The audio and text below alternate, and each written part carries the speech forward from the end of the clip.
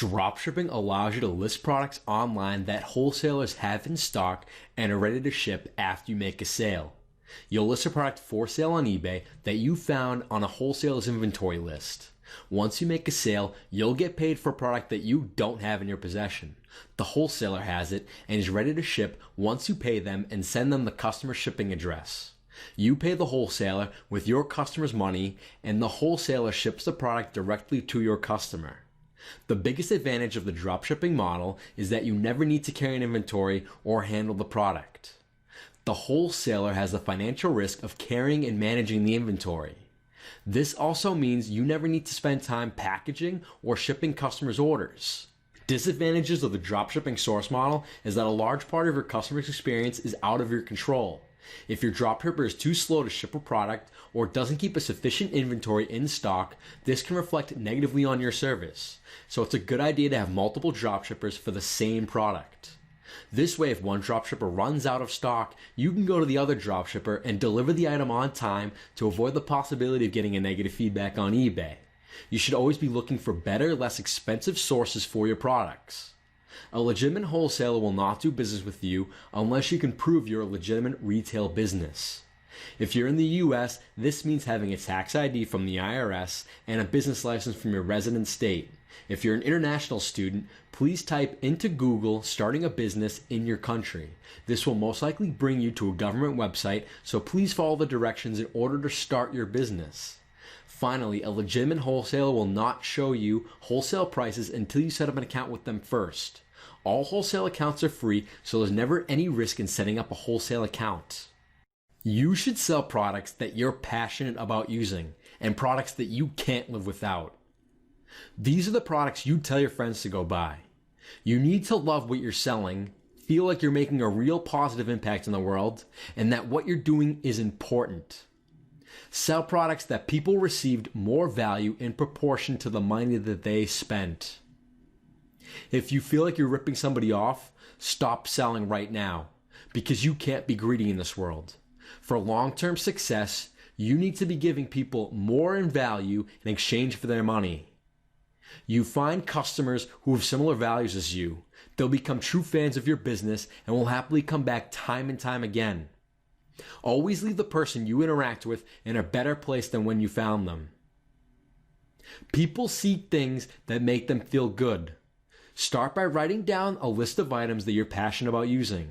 Sell products that have to do with your interests and hobbies. Do you like to play music? Do you like to work in the garden? Do you enjoy knitting? Do you have any cats or dogs? There are plenty of products you could sell in these industries. Brainstorm a list of products associated with your profession. A registered nurse knows all about the uniforms and accessories that other nurses would need. A landscaper would know all the garden tools, equipment, outdoor decor they'd need. Complete your list of products right now because you're going to validate your retail product ideas and determine how many people are already buying these products. You only need to do a few things right in order to succeed. All of your effort is equal, but you don't get an equal return of your investment of time and energy. You can get back much less or much more. 80% of your business profits come from 20% of its products. So you should put all of your time and effort behind selling these 20% products.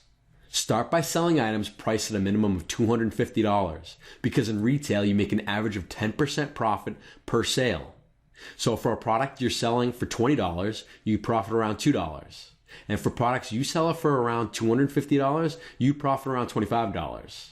With the $20 products, you need to make 12 times as many sales to equal the amount of selling an item priced at $250. 12 more sales means you'd be more stressed, trying to fill all those orders. It means more tracking numbers you have to upload to your website. More transactions mean you need to keep track of more things for bookkeeping. You'll make more mistakes, and after a while, you'll be wasting your time sending hundreds of emails to your wholesaler. You'll probably start to hate yourself because it feels like a waste of time. It's extra work for you, and it isn't worth all the stress. This is a lifestyle business, and the less work you have, the less mistakes you'll make. The goal is to make the most money possible with every single sale. In my experience selling sports cards, For you to reach that price point, you need to sell in bulk. Cards come in packs, packs come in boxes, and boxes come in cases. Selling the cases means selling in bulk. Each box might sell for $50, but you could sell the cases that it might have 12 boxes inside for $600 per case. In the year 2012, the first year in business, 85% of my profits came from selling cases, and 15% of my profits came from selling boxes. Needless to say, it seemed like a waste of time selling boxes, so I stopped, and I focused my time selling cases. After a month, a few years, figure out what you're selling most, and focus your time selling that. If things work effectively for one person, it'll effectively work the same for any other person. If companies are selling your product and are making money doing so, it means that you can make money doing so. A successful company is already proving to you that your ideas work and have laid down a path for you to follow. Frank Sinatra said, "If I can make it here, I can make it anywhere." If the retail product you want to sell is selling well on eBay, then most likely it will sell well on Amazon and your website also. We'll start by looking through all of eBay categories and search the completed listings to find what products sold and what products did not sell in the last 90 days. We're going to look at eBay completed listings and search product categories. You want to see how many products sold and did not sell. For the baby product category, we'll see that there are so many subcategories that you could choose to sell baby products with. We'll start by clicking on Advanced Search and click on the category you want to view.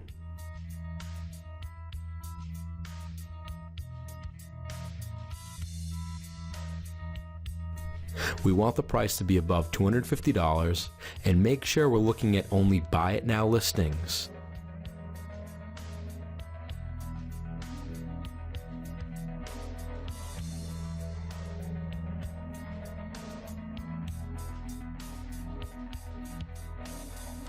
Finally, click on the search button to see the results. 2,700 baby products sold on eBay in the last 90 days and sold for at least $250. You could scroll through all of the products yourself to get a feel for what products sell and what products don't.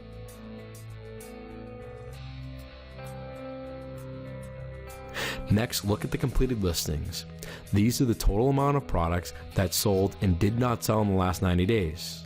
The total listings in the baby product department are about 12,000. You can determine that about 9,000 products did not sell.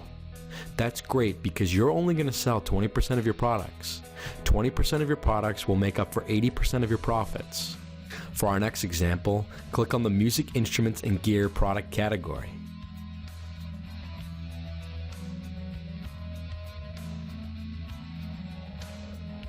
Click on Advanced Search. First, check off sold listings with the items priced at least $250.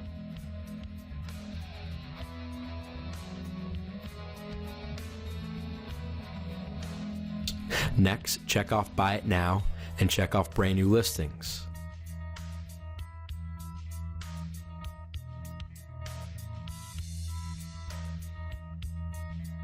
You'll see that about 41,000 items sold in the music instrument category on eBay.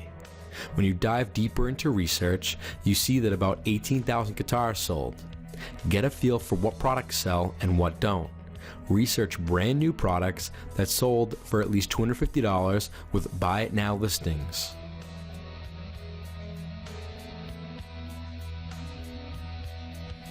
Finally, we'll see a total of 180,000 items were on eBay in the musical instruments category. That means 140,000 items did not sell. That's okay. We'll do the math and determine that about 41,000 items sold. Divide that by 180,000 items total in the musical instrument category, and that's about 20% of the items that were listed sold. We'll apply the 80-20 principle, which says that 20% of your products make up for 80% of your profits. Validate your retail product ideas using Amazon search. We'll be sticking with the same product category examples of baby products and musical instruments. The baby department on Amazon is on the left-hand side of your screen. Scroll down to the price and select the 200 and over.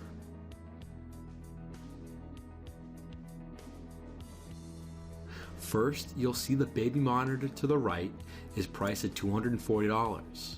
Scroll down to product information, and under the additional information to the right of your screen, you'll see that this product is ranked top 800 best-selling items in the baby department.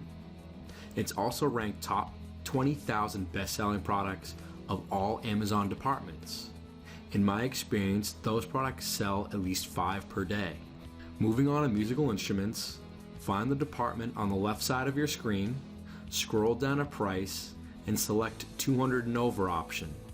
For today's example, we'll be looking at the Jamstick plugin, this guitar to your iPad. Next, we'll scroll down to product details, and we'll see this product is an Amazon bestseller. Its ranking is in the top 5,000 products. In my experience, these products sell about 5 products per day. So we can assume if you're making $10 profit and selling 5 products per day, you're making $50 profit per day per product. If you want to make $250 profit per day, you need to focus on selling 5 products.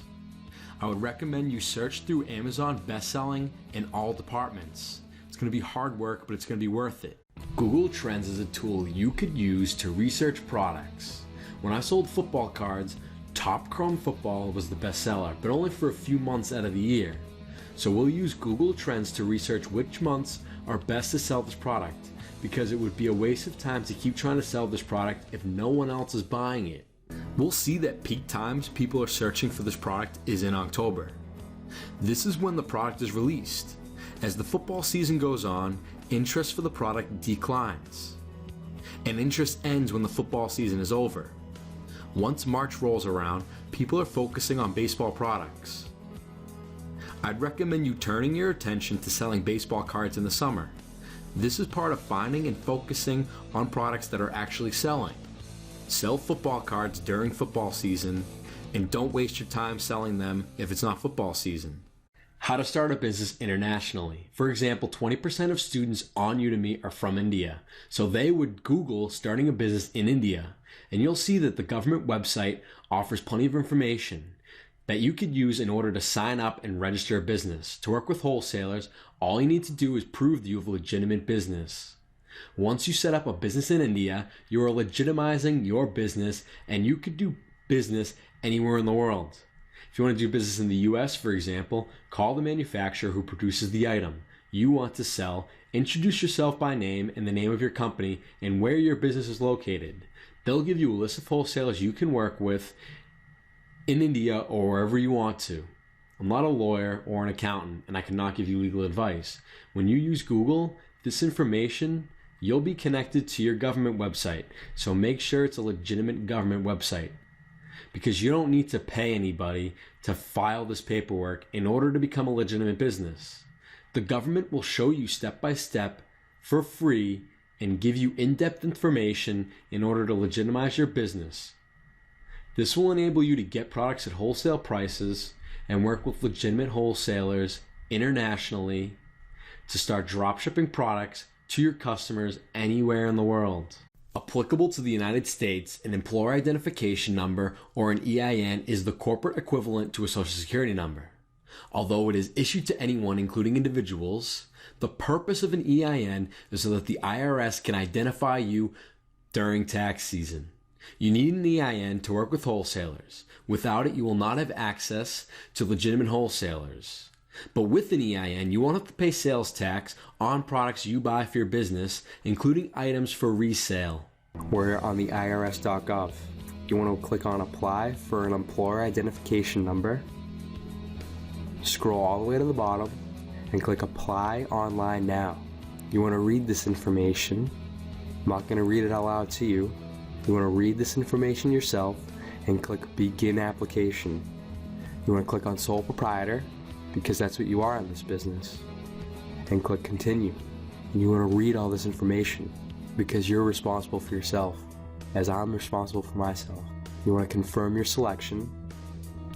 You want to confirm what it is, which a sole proprietorship is a business owned by one individual. That's what this business is. It's owned by you and you only. So you're requesting an EIN because you're starting a new business. And the IRS knows that you need an EIN to start your own business.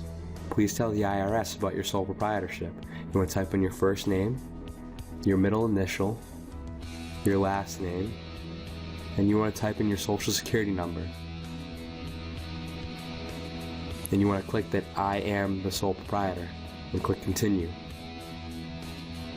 Now you want to tell them where you're physically located, so you'll type in your street address, your city, your state, your zip code, and your phone number.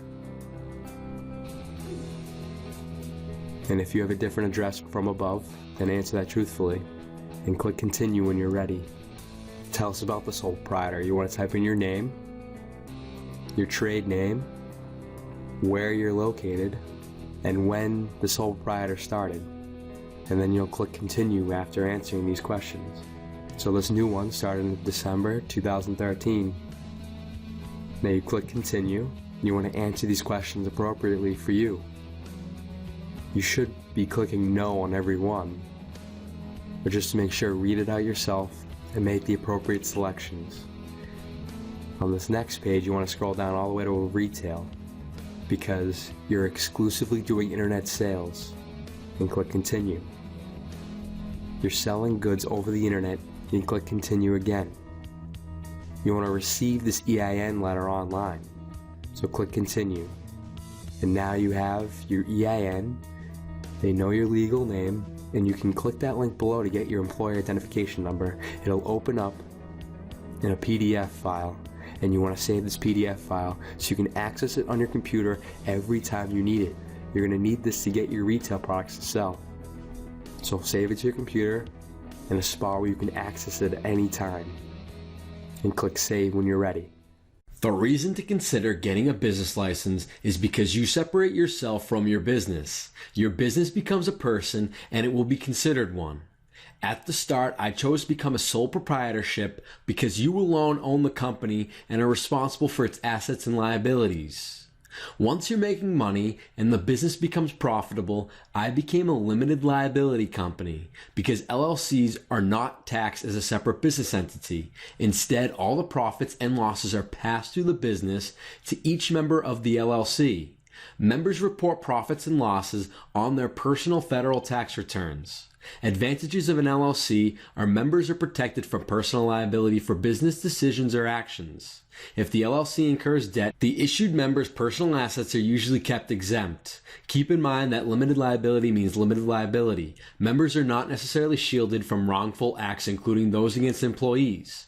Finally, there are less registration paperwork and its low startup costs. Disadvantages of the LLC is self-employment taxes. Members of an LLC are considered self-employed and must pay the self-employment tax contributions towards Medicare and Social Security. Their entire net income of the LLC is subject to taxes. To get an LLC, you must file the Articles of Organization, which is a simple document that legitimizes your LLC through your state. It includes information like your business name, address, the names of its members. In the states, you file with your Secretary of State. There will be an associated filing fee for this document. You can register with your state you live in. Go to the state government website. You can file with your state online. Once you have an LLC, your money should be separated into a business bank account and kept away from your personal bank account. You're letting the IRS know that your business is a separate entity and that you're serious about making a profit. If you're being sued and you don't have a separate bank account for your business, then you're not showing that your business is a separate entity. Bank of America allows you to spend $10,000 per day with your debit card, and you don't need to maintain a minimum balance. Bank of America charges $16 per month for having a business bank account. They give you some options to get that $16 per month back by spending at least $250 with your debit card per month or business credit card. Otherwise, it's $16 a month. Bank of America is very good customer service with a very nice people, and you have easy access to ATMs and branches everywhere in the United States. You can deposit cash and checks at any ATM. I went to Bank of America to open up a business bank account and brought all of these business documents with me. Articles of organization, tax ID number, driver's license, birth certificate, and social security number. You should be capable of waiving the $16 per month fee by spending $250 with your debit card when you charge your eBay fees, cell phone bill, and other business expenses. If you want to be successful, continue to keep your costs low. On average, when people make purchases with their debit card, they spend an average of 13 to 18% more than cash. The first time I opened a business checking account was with a local credit union. I had a personal checking account and savings account with them, and they weren't that bad. It was March 2012, and the biggest product of the year was being released. Wholesalers were going to charge my bank account in the afternoon and ship the customer's orders afterwards. All the money was in there. The account was full with over $7,000. But it wasn't that easy. The credit union called me and told me that 2 wholesalers tried charging my account for around $7,000, and they labeled it suspicious activity. The bank said that there was a $3,000 spending limit per day. Even if I had $100,000 in my bank account, people usually aren't best friends with their banks. Does anyone have a good experience with their bank? Please leave a comment below and tell me about it. Calling corporate headquarters. You want to call a company's corporate headquarters and ask for the sales department. Tell the sales department that you own your own retail business and want to sell their products. Ask them for a list of wholesale distributors in the US or any country that you're in. Tell them where your business is located so they can direct you to the regional sales manager. They want to sell as many products as possible, and they'll be happy to give you a list of wholesalers and dropshippers that you can work with. Call them enthusiastically with a smile on your face because they will notice a considerable difference. Slow down your talking and movement by about 50%. Use pauses when speaking. Hello, this is Matt Bernstein from Low Cost Hustle. I'm interested in selling your products on my e-commerce website. Would you help me get started?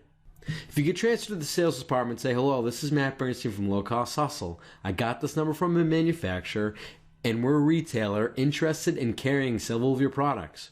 Would you tell me how to apply for a new account, please? How to spot a fake wholesaler. A real legitimate wholesaler will not do business with you unless you have a tax ID. They will not show you wholesale prices unless you set up an account with them first.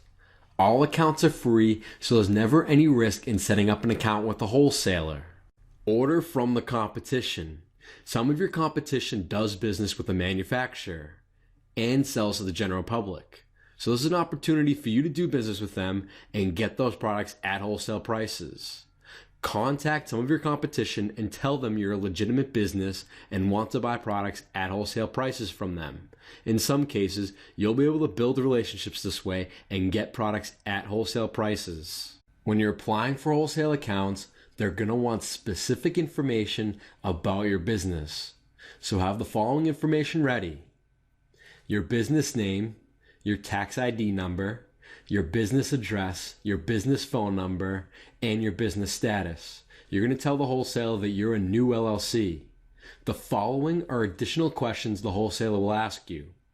Answer them truthfully. Are you a storefront?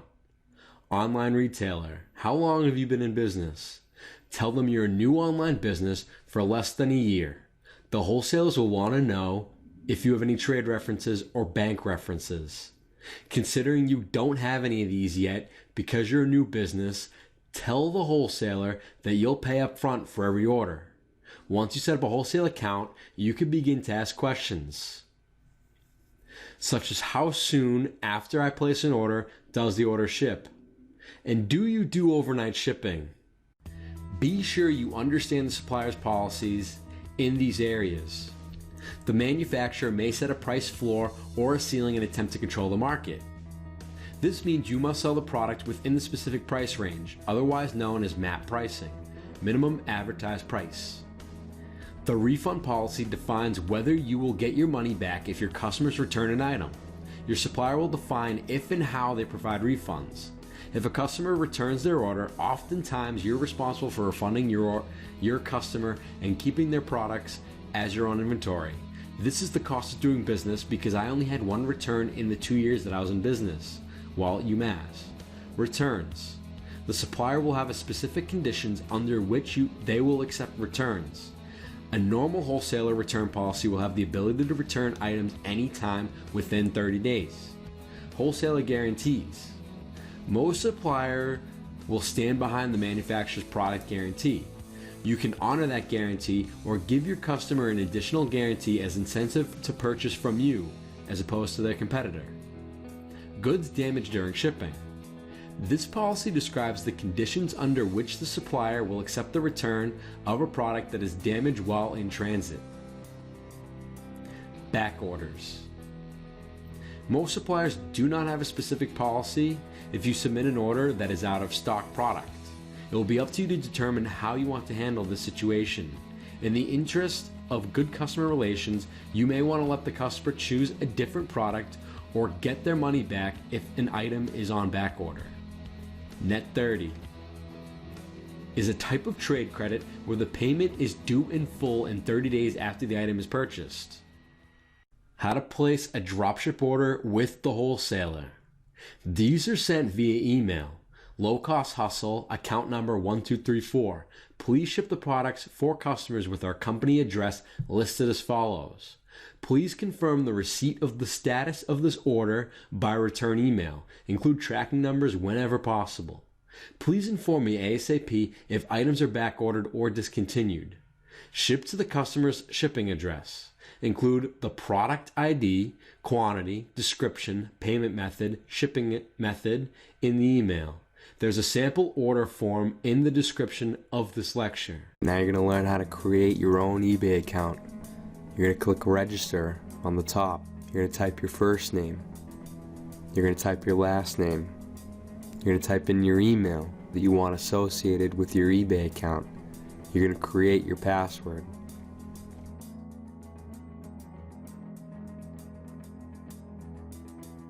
Now you're going to click continue.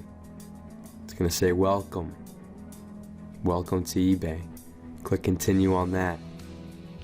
Go up to the top left hand corner of eBay. Click on my account.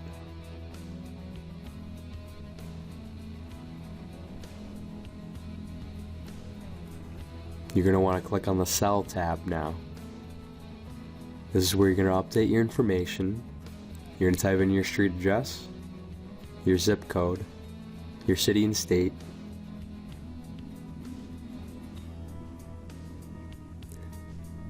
and your phone number. And then click continue.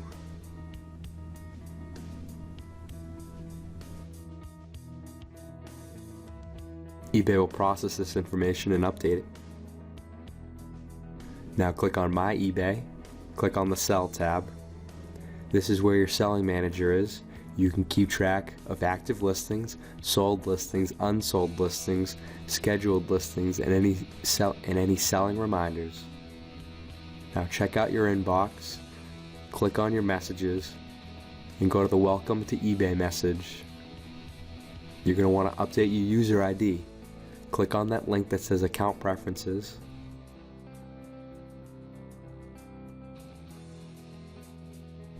You'll see your account information that you just updated. Click on Edit. eBay is going to want you to confirm your password before you edit your user ID. Now choose your new eBay user ID. I'm going to choose Low Cost Hustle, because I believe you should hustle for what you want, meaning love hard work and don't spend any money doing it. Now you're going to want to click on My Account and click on the sub-tab Subscriptions. You're going to want to click Subscribe on a basic store, and you'll see that you do not have an active seller's account. So you're going to want to click that link, Active Seller's Account. You're going to want to confirm that information and click on Call Me Now. eBay will call you, see how quickly that was, and give you a 4-digit PIN confirming that that is you. You type in the PIN, click Continue. Now eBay wants you to pay for their fees. You're going to need to pay for eBay fees, and they want you to pay with a credit card. That's what I do. Enter in your credit card information so you can pay for eBay fees.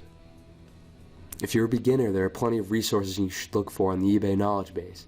eBay does a great job teaching you how to use their website, and you need to ask the right questions and love hard work in order to be successful on eBay. Here's the link below. Use that, click on it, and please check out their knowledge base, because you're going to be successful based on your ability to adapt and to learn a little about a lot of various things. Welcome to creating a PayPal account.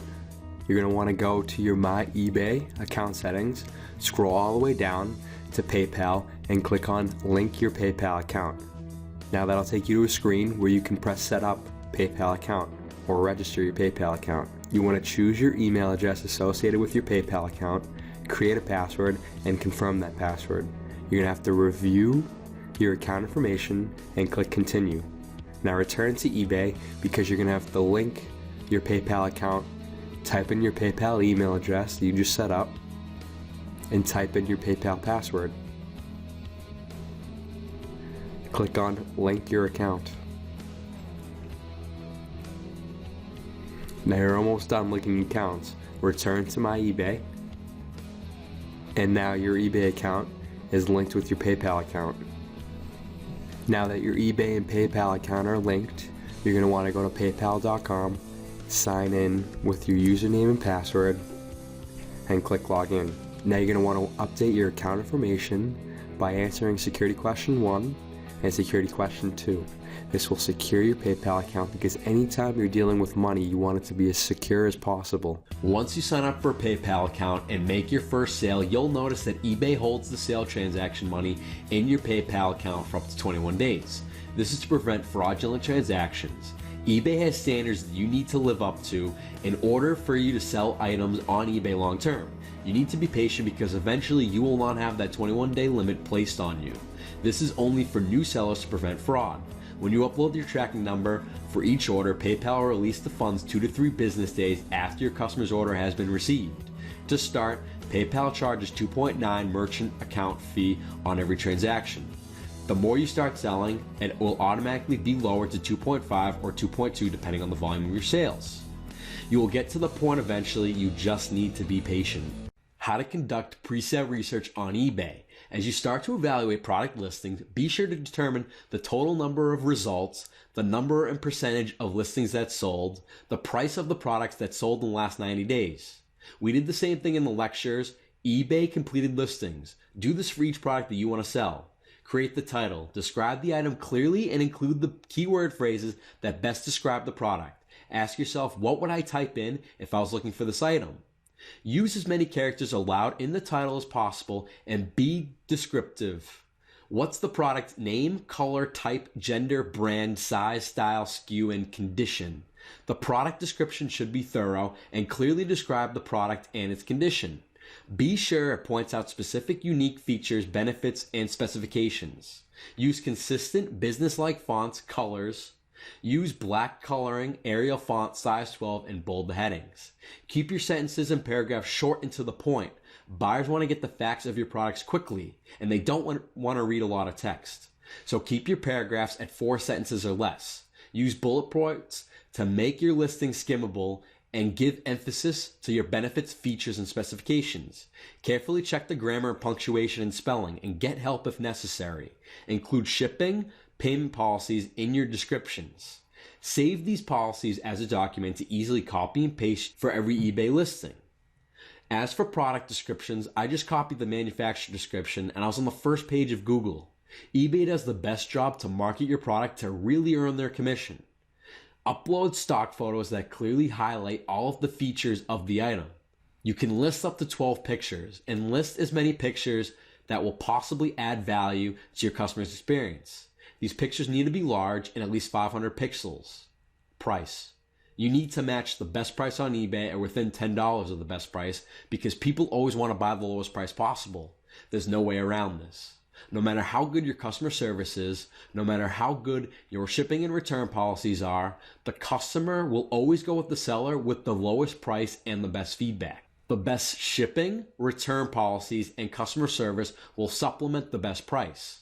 Product quantity. You're limited to listing 50 items on eBay to start, so keep your listing quantity to 1 per listing. Shipping policy. Because you're listing products that sell for $250, you can offer them free shipping. In my experience, the dropshipper will give you free shipping anyway, so it's a no-brainer. You don't have to pay for shipping, and neither should your customers. Return policy. Offer a better return policy than your competition. In retail, your customers always know what they're buying. You should have a return policy because your customer likes knowing in the back of their mind that the option of a return is available. In all of my years doing business, I've had one customer return their order. The sale was for $600 and I only paid $45 for return shipping. Considering my sales were over $525,000 in the last 2 years doing business, having a return policy was absolutely worth it.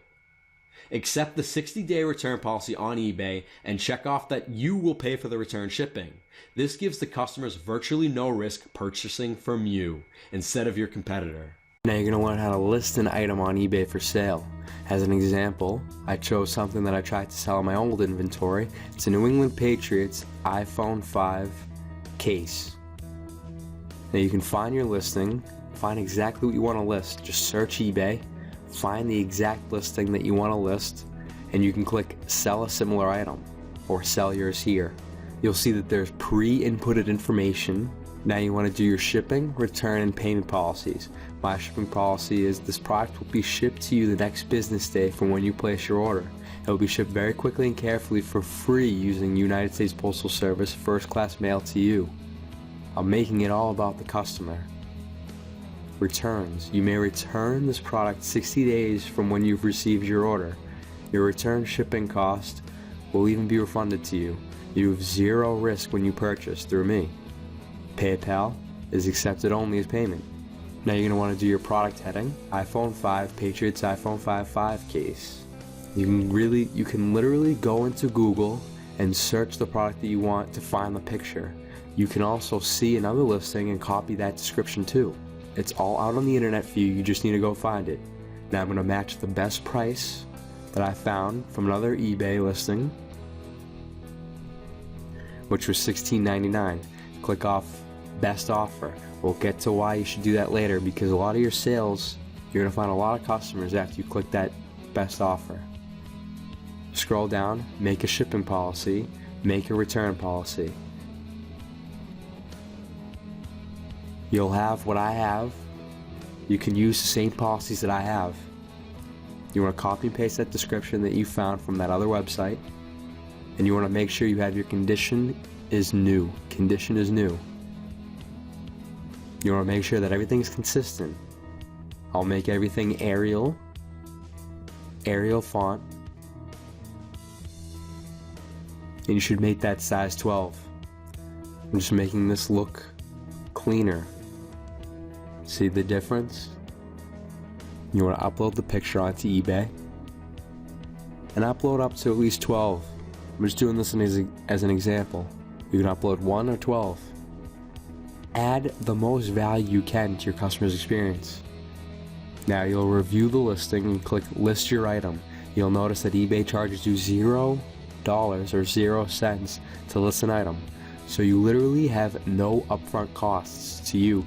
You only pay money when you make a sale, and that's not even your money, it's your customer's money you're using. Amazon says that you'll be able to list your product in under 60 seconds. For the condition of the product, you want to put like new, because I read it once, and it is a new condition, it's just used. For photos, you can list up to 6 pictures in an Amazon listing. Quantity of 1, and the price you want to set is $7.99 plus $3.99 standard shipping. And finally, for your shipping policy, you want to tell Amazon that you want to ship this item yourself to the customer if it sells.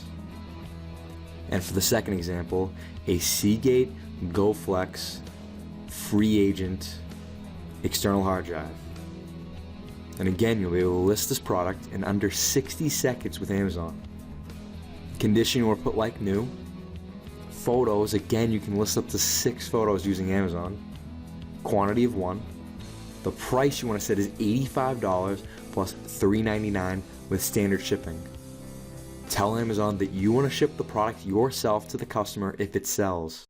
After you've created an eBay selling account, you're limited to listing 50 items or selling $5,000 per month on eBay. Selling limits serve the purpose of preventing fraud. eBay does background checks for every seller to make sure they're legitimate. It's easy to increase your selling limits. You're going to have to be patient. You'll need to sell some products and max out your selling limits during the first month and receive 5-star ratings for all of those transactions. After 1 month, you'll be able to call eBay and explain to them your business plan, and they will increase your selling limits about 80% each month. eBay will want to know where you're getting your products from and how many products you want to list on eBay, and what the average sale price is for each listing. eBay will also hold your funds in PayPal for up to 21 days.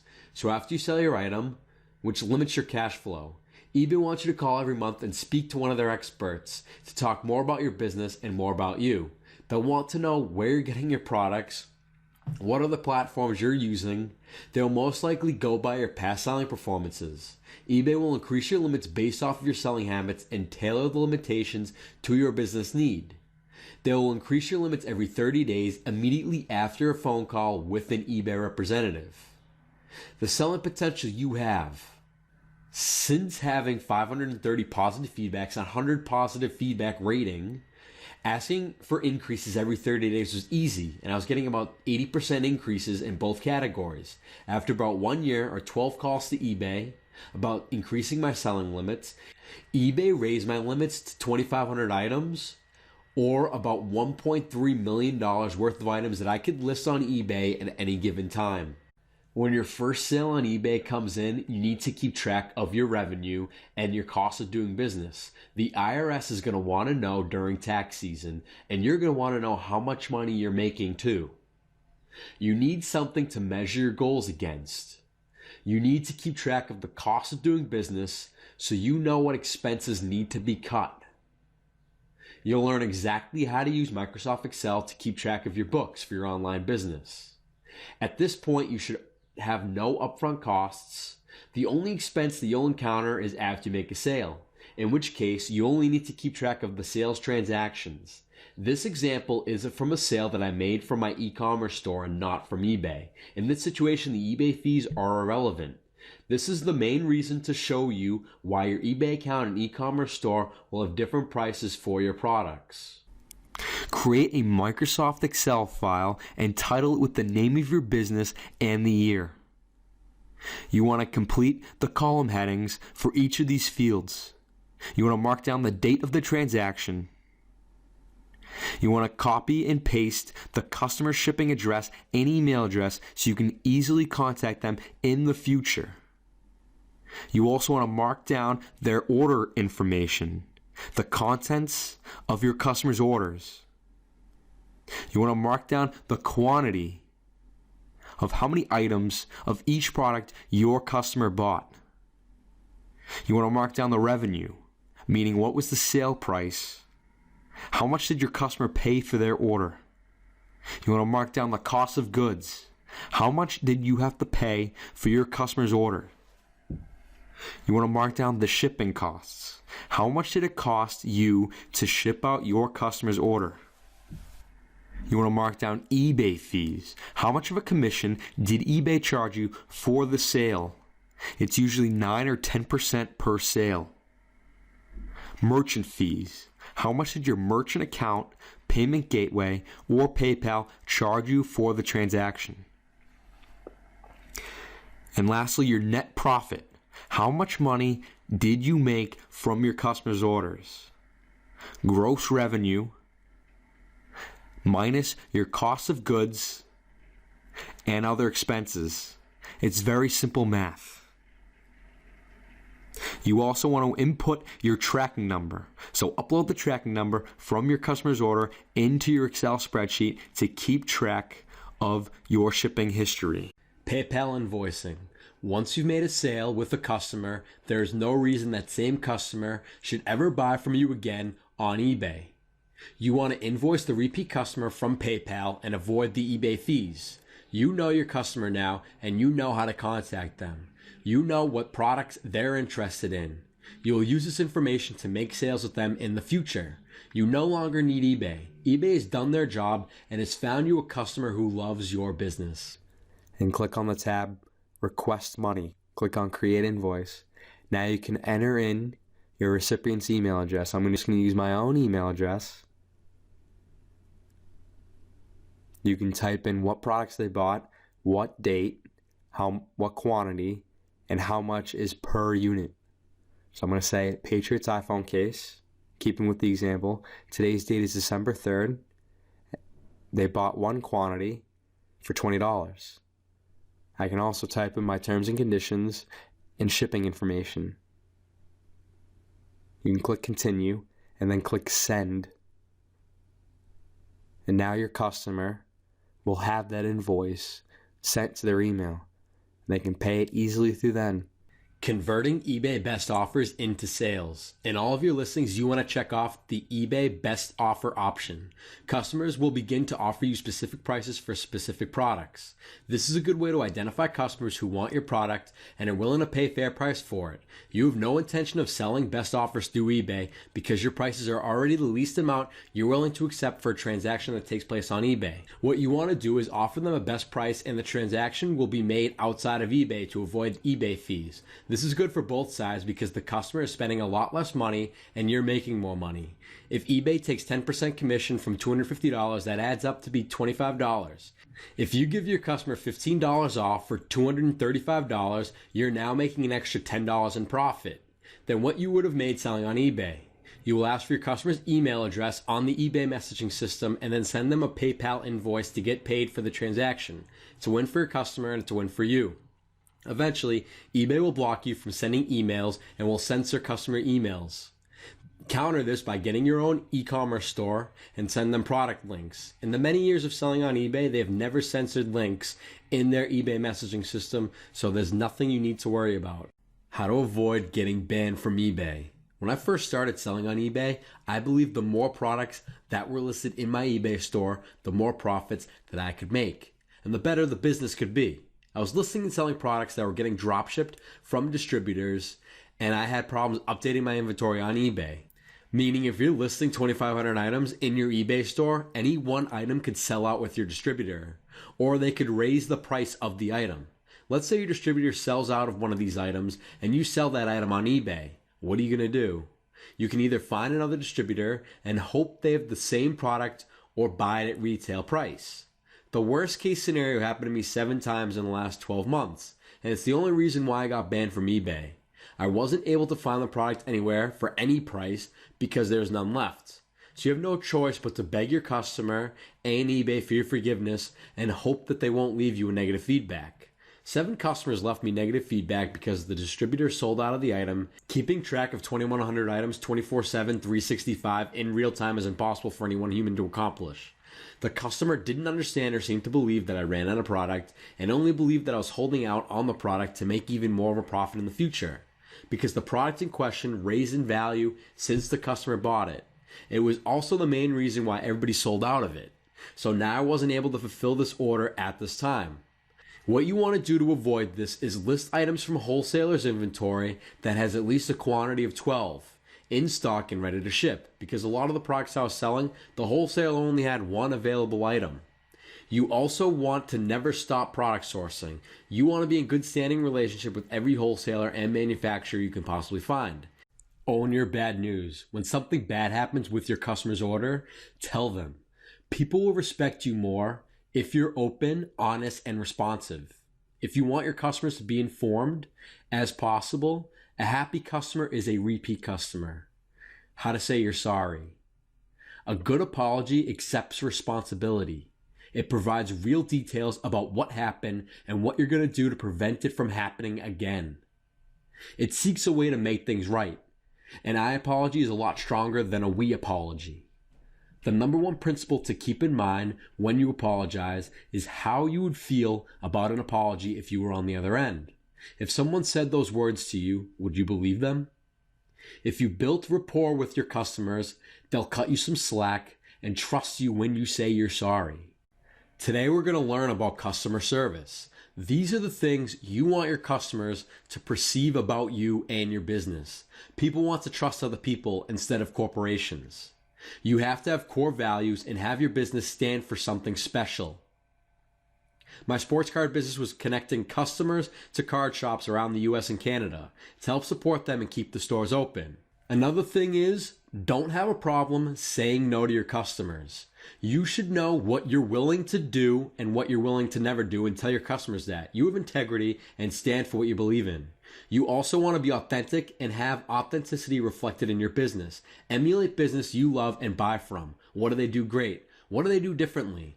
Analyze their business and emulate those same authentic qualities into your own. And don't be afraid to be yourself and act your size. You're not a corporation. You're either one person or a small group of people, and that's okay. Embrace who you are. Another thing to do is, you can't always surprise your customer, but the unexpected gets remembered.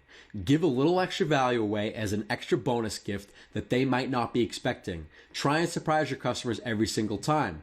Go the extra mile and put in the work to win their loyalty. That's how businesses win in the long run. You want to be consistent. Imagine if the same dish at your favorite restaurant tasted different half the time you went.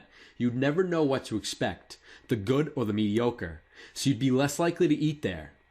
If you say you ship products within 48 hours, be consistent and do so. If you don't, send them an email and apologize. Be personal with your customers and go that extra mile into getting to know them. They'll be more lenient when you make a mistake next time. Customer relationships. What kind of relationship do you have with your customers? You have an easier time giving your friend $20 rather than a complete stranger. People want to trust other people and not corporations. What have you done to build a relationship and trust so that your customer sends money with you instead of your competitor? Do you offer free shipping? Do you have a simple and easy to use return policy? Do you offer free return shipping?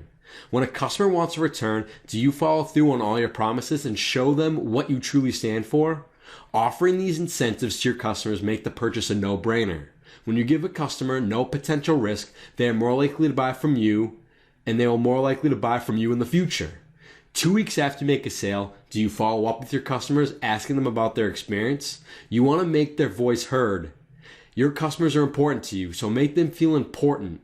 Ask them if they're enjoying their order and build a relationship with all of your customers. Repeat customers are the best thing for any business. What can you do online to build a relationship with your customer? Live chat with customers. Be yourself. Use language that you'd expect to read on a website because no one wants corporate talk. Connect. Easily offer ways for visitors to connect with you. Email, phone, Skype, Twitter. Value. Don't ask for money. Offer value up front. Listen, all feedback is good, positive or negative. It means you can learn something from your customers and improve the customer's experience so the customers will keep coming back to you time and time again. Customer loyalty yields big profits over the long haul. It creates raving fans that promote your products for free, and it's cheaper than finding new customers. One way of getting customer loyalty is by artificial enhancement. Customers buy sports cards to complete sets. What if you gave them an artificial head start? Give them a bonus gift and give them a head start to complete a set. When customers buy product for the first time on other card sites, they are 0% complete with their set. How about giving them a little extra value and automatically giving away 5% of the set that they already want by giving them a head start before opening their purchase? Instead of 0% completed, they're 5% completed. Customer loyalty would increase, which would yield you big profits in the long haul because they would go to you instead of your competitor. What makes a good website? Domain name. Your website's domain name should be your business name. It should describe what you're selling online. www.sportspulsecards.com. What do you think they're selling? A logo. A good logo is simple. There is one theme going on. It's easy to read. The color and shapes are easy on the eyes. Navigation. Your website should have an easy navigation. It should have a drop-down menu of the products you are selling. Your customer should be able to find any specific item they're looking for immediately. Write good copy. You should have a great written description of the fields below. It should be short and sweet. If you can't get through reading your own policies, then you need to make it fun and exciting for people to read. There's a reason why nobody reads company policies, because they're so boring. Make yours short, sweet, fun, and exciting to read. Act like you're talking to your friend and make it like a conversation. And maybe, just maybe, you'll stand out and customers will read your own business policies. About us. Your website should have an About Us page on the top of your website. You should be able to find it easily. Tell them exciting things about yourself in under 4 sentences. Tell them how they can contact you. Also, let them behind the scenes and tell your customers who are reading how you really do business. Don't be afraid to be yourself. Contact page. You should have a contact page and make it easy for your customers to reach you for any inquiries via email. Frequently asked questions. You should have a frequently asked questions page. If you are noticing that your customers are having a lot of the same questions, make sure you add it to this page. You'll save a lot of your own time in the future by not having to type the same information to different customers. Have these questions and answers easily accessible to your customers. Shipping. You should have a shipping policy that is very customer friendly. Give them another reason to buy from you and not your competitor. Example of a good shipping policy. You never have to pay for shipping, and that is a guarantee. You spend enough money on trading cards and you don't want to spend money on shipping. Your case will be carefully packed by an experienced sports card distributor in the United States. UPS, FedEx, or the post office will carefully ship your order with signature required.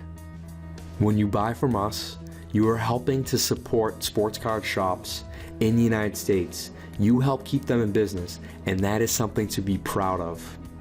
You should also have a good return policy. In testing, I've noticed that there is not a significant difference between having a return policy and not accepting any returns. An example of not accepting any returns: all sales are final. Refunds, exchanges are not accepted. The only exception is if we make a mistake with your order. In the event we make an error with your order, or your order is damaged during shipping, follow the step-by-step process below. Contact us immediately through the messaging system, which you will find using the Contact tab. You will be emailed a UPS shipping label and have it returned to the shipper. You will not have to pay for any shipping. Once the package is returned to us, you will be mailed a new factory sealed case straight to your doorstep. You should have a beautiful carousel. A carousel allows you multiple pieces of content to occupy a single coveted space on your homepage. This allows you to market up to 5 of your products that you want to promote on your website. BigCommerce makes it easy for you to design your own carousel for your website, and you can click that link to learn more. You should have a marketing banner. You want to make sure that you have a nice looking marketing banner. You want to promote your company's policies using this feature. Examples of things that you can tell your customers that you have that make you better than your competitor: free shipping, lowest price guarantee, weekly sales. The point is to promote the benefits you have for your customers. Featured products. You can pick the products you want to be featured on your homepage. This will help promote products on your website. New products. This will automatically pull the most recent products you've listed on your website and place it in this field on the homepage.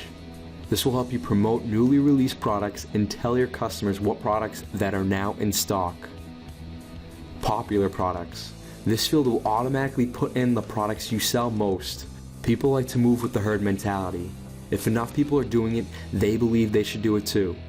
Customers might have this perception when they see products in the popular products section on your website. It will make them more likely to buy. Today we're going to learn about BigCommerce design and how to choose the right theme for your e-commerce website. So we're starting off on the main page as always. You'll go to the top right hand corner, click Setup and Tools. Under Setup Your Store, click Design. And under Store Design, you're already under Themes. So what you're going to do, you're going to see all these paid themes. You're going to skip them right now because you want to start making money before you spend it. Scroll down all the free themes because there are plenty of great ones. No need to pay for it right now. Pick a theme. You want to have a simple white background.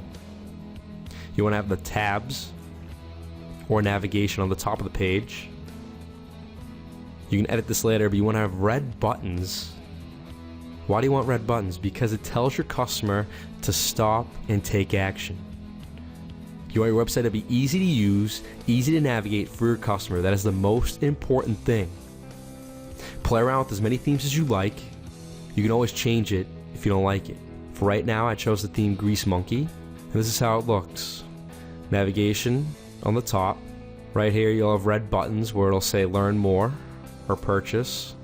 I like Learn More better. Basically, play around with as many themes as you'd like. You can always change it if you don't like it. Today we're going to learn about BigCommerce and how to list the products.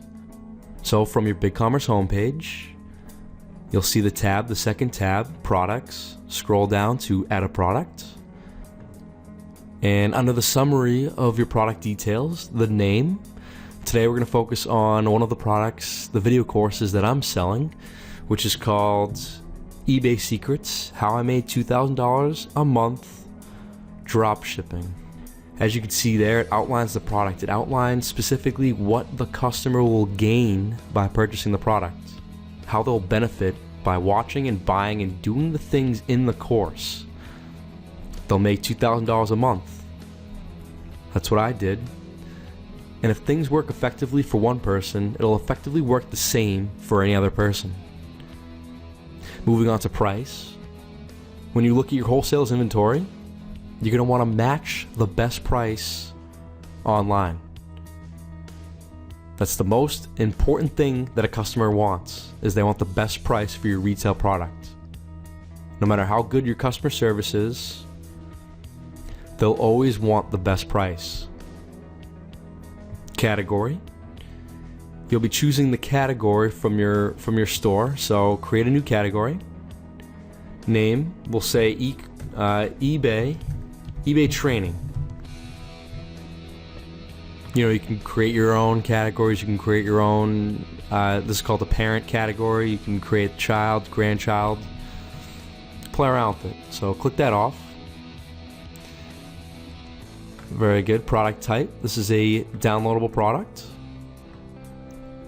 And the description. You can find a manufacturer description either online through one of your competitors, or your wholesaler should supply you with the description, the picture, all the information that you need to be successful selling online. Your customer will always find your website if you match the best price. That's important. Match the best price on the internet and you will make sales, because that is the most important thing that they care about. Once you're done with that, click Save. Go to the second tab, as you can see, Images and Videos. So here again, you can find stock photos on the internet through your competitor, or your wholesaler should supply you with all those informations that you need. Drag and drop your product images here. Your image is added to the product. And as you can see, it's under the product images now. Click Use as Thumbnail. You should also use multiple pictures for your product, okay? So right now, use a picture of me, for people to get a sense of who I am so they can trust me. Again, because people don't want to trust companies, they want to trust other people. And that's exactly who you are. You're a person. Don't try to hide who you are. Use it as an advantage. Say I, don't say we. Don't act like you're a big corporation, okay? Use your advantages that we outline in the course later on. But just don't hide who you are. You can scroll. I could use this as a thumbnail. It's very customizable. When you're done, click Save. Now, because this is a digital product, I'm not going to charge for shipping. You, on the other hand, you're going to be selling physical products that will cost money to ship. Now, if you do your business right and sell products that cost over $250, your wholesaler will give you free shipping, meaning you can offer free shipping to your customers. I'd recommend that, or either a flat rate of $10, just because you don't know what wholesaler you're going to be doing business with, what location they're going to be shipping out of. So there's no way of knowing the calculation of the shipment. And that's why you're forced to do either free shipping, which satisfies the customers, or a flat rate price. Proceeding to the tab Other Details.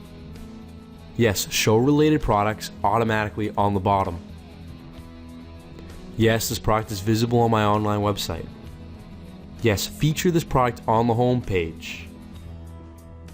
Sort order, okay, this might be important for you. Enter a low number such as 1 to move it to the top of a listing, or a high number such as 20 to move it to the bottom.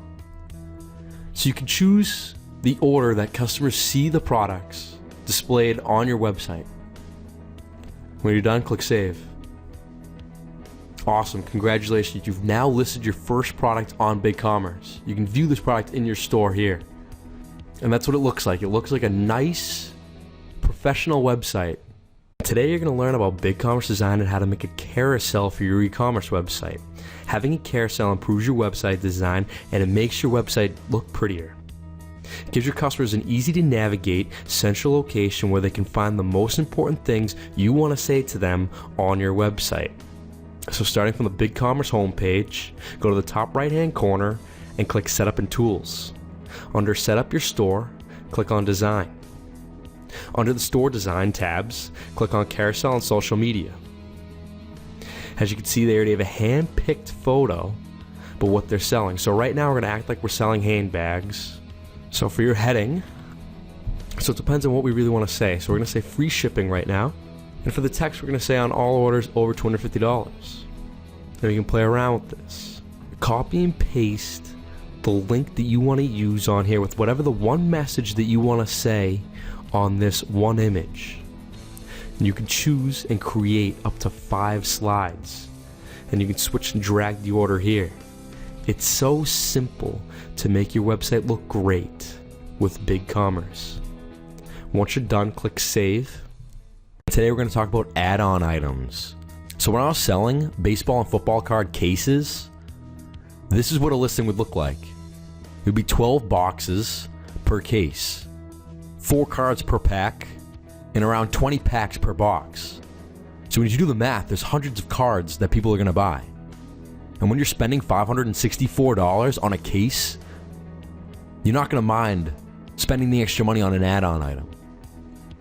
So what I mean by an add-on item is that customers are going to have to protect their cards. They're going to be able to protect their cards with sleeves, so to prevent scratches and anything else that might happen.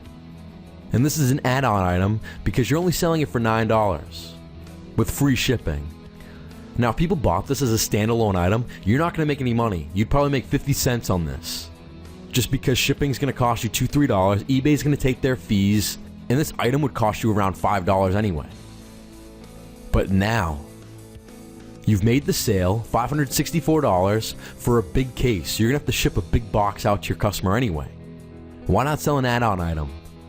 Customers will buy these items because they need to protect their cards. And they already spent $564, so they're not going to mind spending an extra $10 on something that they already need. And this way, you only have to spend money on shipping once and not twice. It's about giving your customers what they want. And it's about adding as much profit to each order as you can. And by doing add-on items, it's one other way that you can add more profit onto each order. Amazon says that you'll be able to list your product in under 60 seconds. For the condition of the product, you want to put like new, because I read it once, and it is a new condition. It's just used. For photos, you can list up to 6 pictures in an Amazon listing. Quantity of 1, and the price you want to set is $7.99 plus $3.99 standard shipping. And finally, for your shipping policy, you want to tell Amazon that you want to ship this item yourself to the customer if it sells.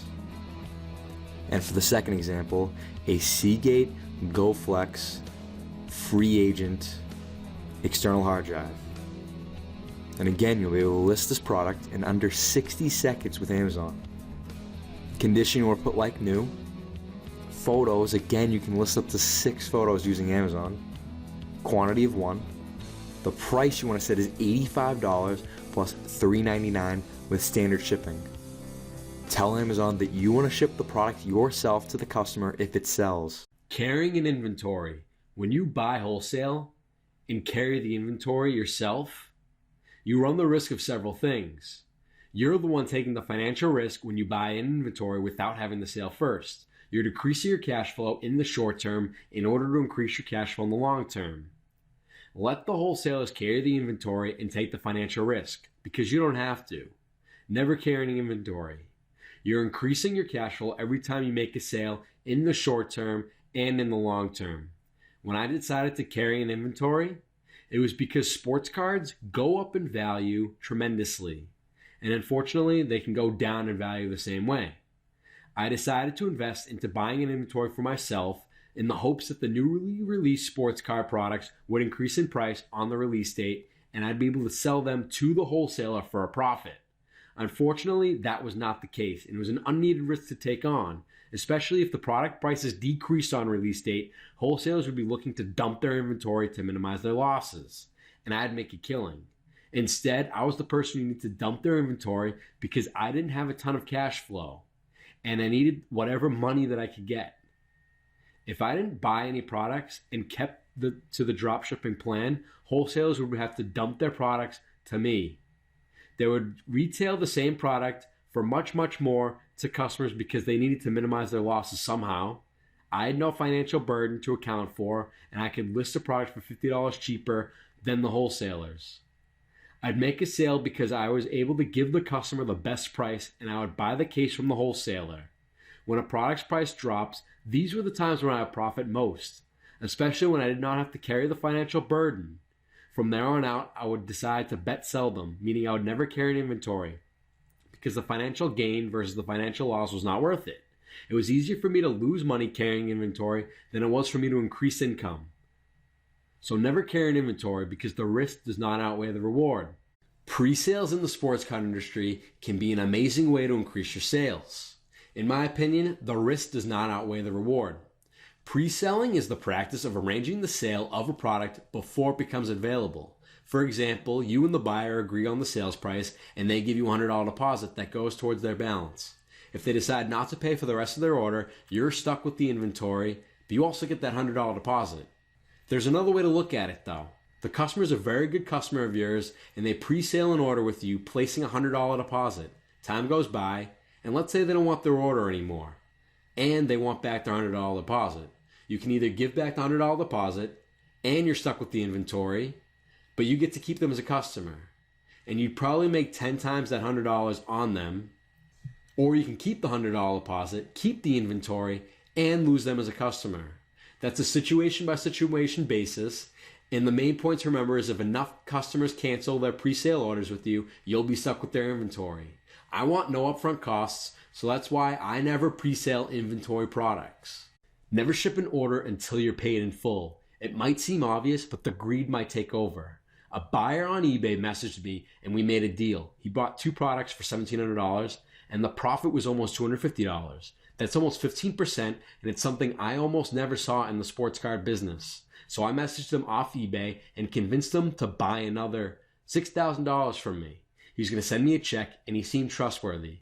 I had never been screwed before and I didn't think it was ever going to happen to me. Well, that check never came, and the excuses did. Considering he already paid on eBay for the first order, and I was the one who emailed him looking to sell more, selling $6,000 to a customer was a normal thing, so I didn't think anything about it. The check never came, and I lost $6,000. And me being 23 years old, that's a lot of money.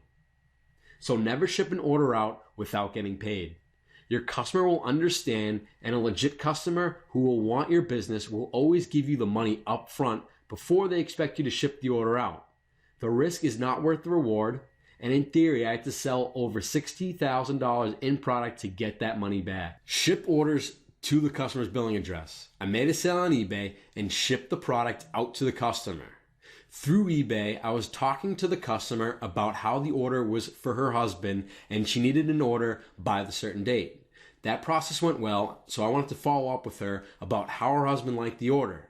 She wanted another product for him and placed an order for $260. The billing address this time was different from her shipping address, and I didn't really wonder why. I was skeptical of fraud, but the greed took over. Don't let the greed take over for you because PayPal froze my account from the first sale of $420. And Bank of America took the $260 from the second sale because of fraudulent activity. PayPal ended up giving me back the $420 from the first order because I was protected with PayPal seller protection. But Bank of America did not give me the money back because I shipped to a different billing address. Always ship to the billing address. There's no need for you to potentially be at risk and lose 100% of the sale. Never overspend on business expenses. Always keep your low cost, no overhead mentality. And always hustle for what you want to get in this life. Web hosting was costing me $150 per month. My eBay subscription was costing me over $180 per month. And it wasn't increasing my income to spend the extra money on website hosting and an eBay subscription. So I cut those expenses. Always do it the free way first and see if it works. If you can increase your income by spending some money, try it. Test the waters on a small incremental basis. Test what works and focus on what works in order to make a killing. Today we're going to talk about why you should avoid doing auction listings on eBay. You want to opt for buy it now because you can control how much profit you make with every sale. When you do an auction listing, that is out of your hands because you don't want to put a reserve on your listing because that will stir away customers. You want to be in control, you want to set the price so you know every single time that you stand to make a profit on eBay. With a buy it now listing for 2014 Topps Chrome Baseball 12-box hobby case is $560. So you can set the price. You know that you stand to make at least $50 with this sale and that this person sold 5 of these products and they might have made $50 with every sale. But when you go to an auction listing, you don't have control. As you can see, this sold for $520. 4 people bid on it, and that $50 profit that they would make selling it for $560 is gone. They only made $10 profit with this sale. So you're not in control with the auction. You can actually lose money doing it. And I tried these auctions, and in my situation, I lost money. I lost anywhere from $10 or $100 per sale. So you want to be in control, set the price, do buy it now, and avoid auctions. Because you could be playing with fire. A great deal of what happens is unimportant and can be disregarded. There's an enormous amount of waste in our lives. You need to recognize the majority of things have a little impact in the major scheme of things, and only a minority of things have a major dominant impact. 80% of the results come from 20% of the effort and time. 80% of company products come from 20% of its products and customers. This is called the 80-20 principle, and I didn't invent this. This is a concept, and it's not a new one either. Identify where you're getting back more than what you're putting in, and you can up the stakes and make a killing. Similarly, if you can work out where you're getting back much less than when you're investing, you can cut your losses. You do not get back what you normally put in. You can get back much less than what you put in or much more. Discipline is the ability to figure out what's worth your time and effort and what's not, and how to cut out the latter. You want to get as much as you can in return for your investment of time and energy. So find out what 80% of profits come from 20% of its products. You should put all of your efforts behind selling more of these products. Concentrate on the 20% of customers who account for 80% or more of your profits. And find out what 20% of those customers want. Are you a force or a consequence? Are you one that creates, acts, and does? Life is short. It takes confidence to live the life you deeply feel is your own.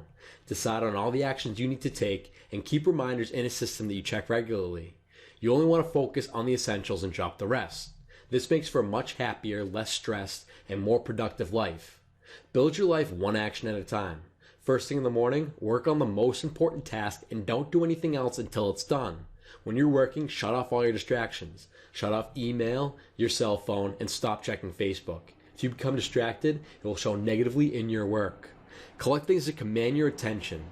Write down the project or situation that is most on your mind at this moment. Process what they mean and what about them. Write down the next physical action required to move the situation forward.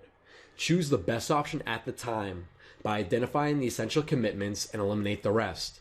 More is not better, and your greatest challenge will be resisting the temptation to do more. Not only is this wasteful, but is a predictable path to preventing and reversing gains. Purge all the stuff you don't need and organize the things that you want to keep and welcome new information. Write down 10 to 15 goals you want to accomplish in your life.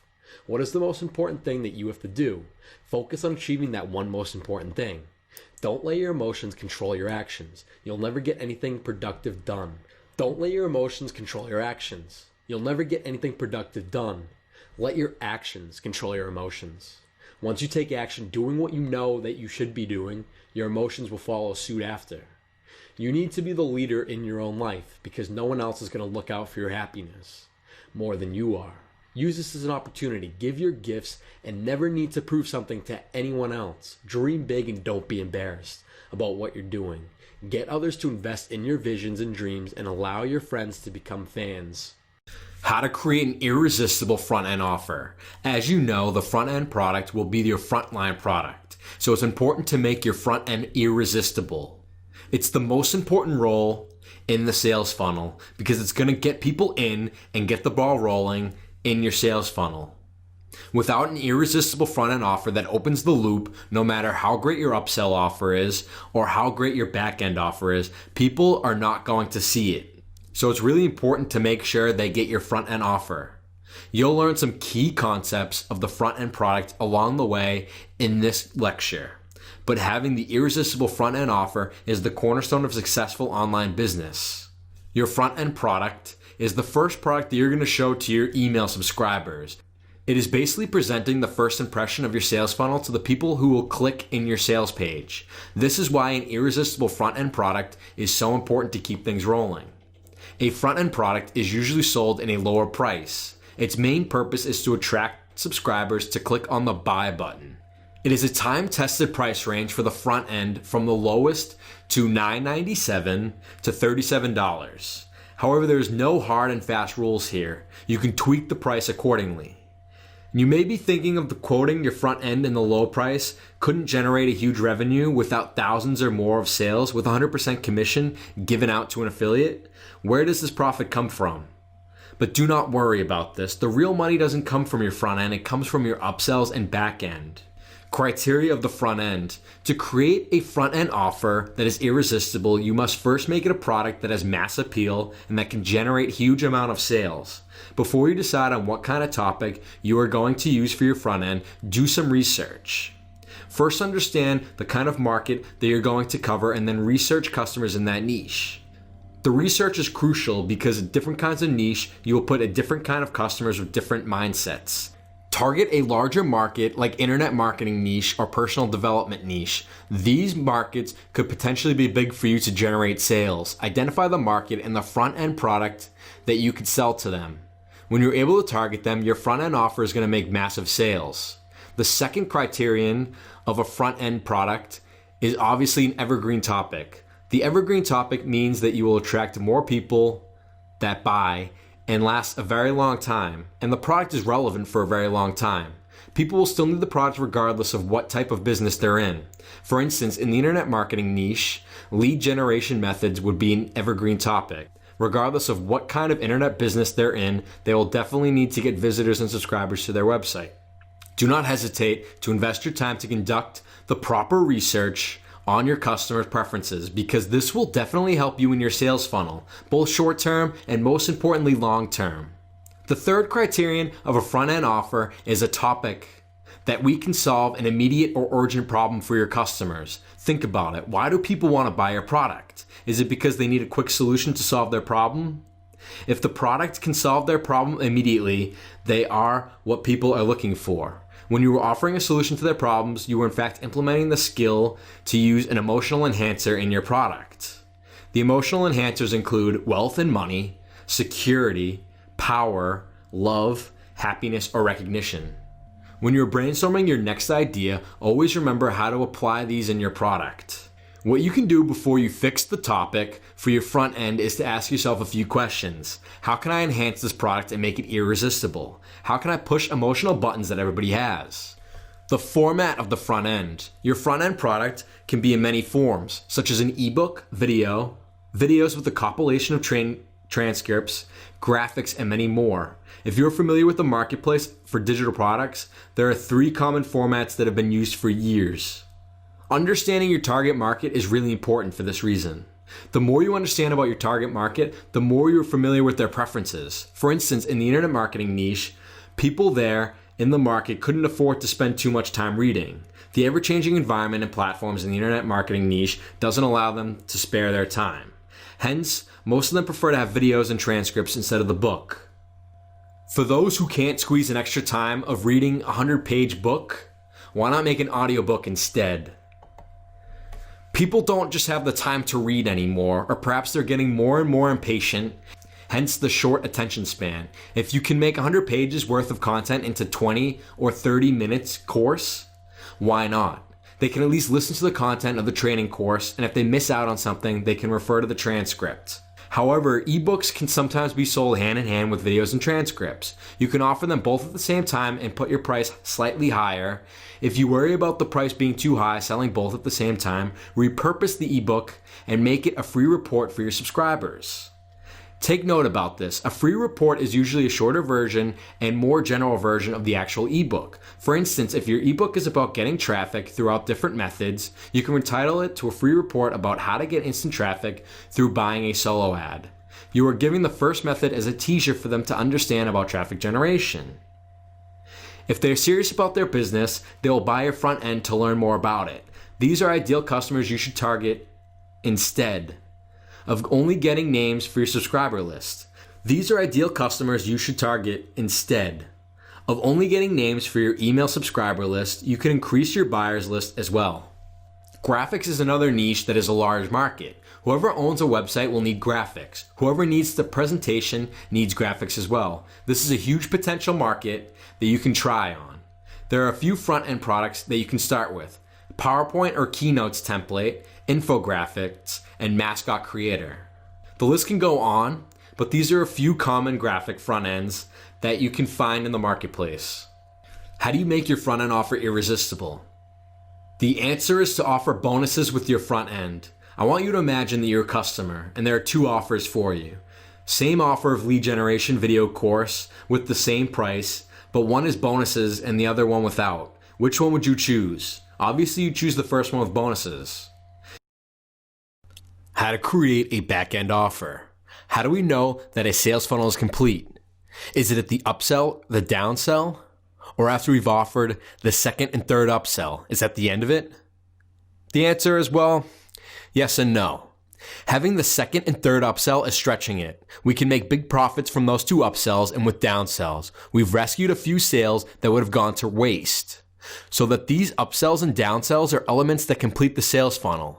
Now that we go even further than that, from the last upsell or downsell, of course, we can use back-end products. What is a back-end? A back-end offer is usually a high-ticket deal sent to the customers a few days after the purchase. It bears resemblance with an upsell concept, but a very few key differences. One of those key differences between a big-ticket back-end offer and an upsell is that a back-end does not capitalize on the buying trance that the customers are in when they make a purchase. Instead, it depends on a few key elements that we will explore later in this lecture. A big-ticket back-end offer is priced substantially higher than the front-end product and also higher than the upsells. With the upsells, each level offers a higher price than the prior deal. Hence, a back-end offer also follows that same pattern, even though it is not an immediate connection with the sales funnel. Back-end offers are usually sent 3 to 7 days after the customer has made the purchase from the vendor. The offer is, of course, sent via email. Even though this is the case, it's technically still part of the sales funnel. The concept of the big-ticket back-end offer. This is a product of a very high price. Not many people would be committed enough to purchase a big-ticket offer on a whim. For the big price tag that the big ticket backend offers, the prospects would need serious consideration. This is why it wouldn't work as an upsell. The customers would disregard it right away. Nowadays, with well-founded refund policies, buyers rarely hesitate before making a purchase, knowing that they can easily get their money back should there be any discontentment in the product, so vendors can depend on the product to speak for itself. This is exactly why we wait 3 to 7 days before offering customers the big ticket back-end deal. The gap between the last upsell and the big ticket offer is so that the customers can evaluate the products they've purchased from you, the vendor. During this time, you have to let your product speak for itself. If they were happy with it, then they would make the selling of the big ticket back-end offer easier. Your reputation as a vendor is critical. No one would invest a large amount of money on an obscure name that makes the promise on the internet. In order for them to buy your expensive product, they should have faith in you. Some would say that you have to prove yourself as an internet entrepreneur first, and in a lot of ways this is true. Only established names can pull off big ticket back-end sales. For someone who is new in this business, it would be an uphill battle. Imagine if you were the customer. Would you be willing to invest a huge sum of money on a product from someone you've never heard of? This is another reason for you to wait a few days before offering them a big ticket back-end deal, and let them build trust first. Is the trust established from those few days enough to push them into the buying products from you? Maybe not. There are other few things you can and have to do to boost the chances of making a sale, like preparing an advertised copy or video, which we'll explore later in this lecture. Another important element is to have the right product. Not all products can sell as big ticket back-end offers. Most products just don't cut it. So what products are good enough to be a big ticket back-end offering? These ideas have to be of very high value for their customers and is also able to generate a huge profit for you as a vendor. Here are some ideas of products you can sell as a big ticket product. The first of the products that prove to be profitable big ticket offer is coaching. This is more of a service rather than a product. Coaching is where you, the coach, offer guidance to your existing customer or client in the field of your expertise. If your expertise is in startup business, then you have to guide them and give them pointers through the whole process of opening up a business. It is a very profitable and rewarding way of making profits, but you need to actually be an expert in something before you can teach someone. The adage is, those who can't teach. Does not apply in the world of the internet. People want to see proof that you can be successful before you establish yourself as a coach. This point is made more concrete by the constant demand an event doesn't happen without a picture of it. As you can see, trust in the internet world is something that is really not easy to gain. As a coach, you will need to be a confident speaker. How would you be a coach if you were not an outgoing person that's filled with energy and enthusiasm? Perhaps this program is not for everybody. Like I said, it's best if you're an experienced expert in the field. Also remember that all of your clients and customers are from different parts of the world. They might even be directly from the other side of the world from where you are. This doesn't pose a problem if you were selling a product that doesn't require interaction other than addressing a few inquiries through the email. Coaching requires interaction, and even though communication nowadays is easier thanks to the internet, you still need a live interaction in a coaching program. Therefore, even though you can communicate via Skype or Google Hangout, you still need to find the right time to do so.